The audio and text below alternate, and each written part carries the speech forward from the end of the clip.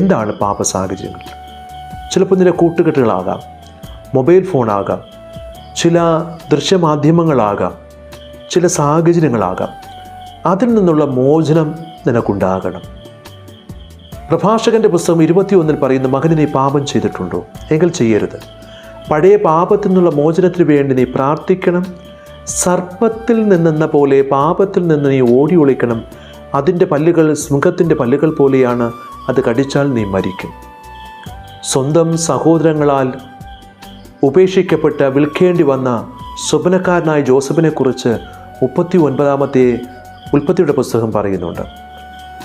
പൊത്തിഫറിൻ്റെ ഭവനത്തിൽ ജോലി ചെയ്യുന്ന അവനെ പൊത്തിഫറിൻ്റെ ഭാര്യ വളരെ തീവ്രമായ അഭിലാഷത്തോടെ കടന്നു പിടിക്കുകയാണ്. പാപം ചെയ്യാതിരിക്കുവാൻ അവൻ തൻ്റെ പിതാവ് തച്ചുകൊടുത്ത പലവർണ്ണത്തിലുള്ള വസ്ത്രം ഊരിയെറിഞ്ഞുകൊണ്ട് അവൻ രക്ഷപ്പെടുകയാണ്. പാപത്തെ എന്നേക്കുമായി വെറുത്ത് ഉപേക്ഷിക്കുവാൻ നമുക്ക് കഴിയണം. അതിനെന്താ ചെയ്യേണ്ടത്? ഈ നീതിമാനായ സ്വപ്നക്കാരനായ ജോസഫിനെ പോലെ പാപത്തെ നിന്നും ഓടി ഒളിക്കുവാനായിട്ട് നമുക്ക് കഴിയണം. നമ്മുടെ വീട്ടിൽ പല്ലിയുണ്ട്. പല്ലിയുടെ പ്രത്യേകത എന്താണ്? അതിന് നാം ഒരു വടി കൊണ്ട് അടിക്കാൻ പോയാൽ അത് ആര് മുറിച്ച് രക്ഷപ്പെടുകയാണ്. ചിലപ്പോഴൊക്കെ നമ്മളും രക്ഷപ്പെടണമെങ്കിൽ ചിലതൊക്കെ ഉപേക്ഷിക്കുവാൻ നമ്മൾ തയ്യാറാക്കണം. ഉപേക്ഷിക്കാൻ തയ്യാറായില്ല എങ്കിൽ നമുക്ക് രക്ഷപ്പെടാൻ പറ്റുകയില്ല. അതിനാൽ പ്രിയപ്പെട്ടവർ, നിൻ്റെ കണ്ണോ നിൻ്റെ കൈയോ പാപഹേതുവാണെങ്കിൽ അത് നഷ്ടപ്പെടുത്തിയില്ല എങ്കിൽ നിനക്ക് സ്വർഗരാജ്യത്തിൽ പ്രവേശിക്കാൻ കഴിയില്ല എന്ന് തമ്പുരാൻ വചനത്തിലൂടെ നമ്മെ ഓർമ്മപ്പെടുത്തുകയാണ്.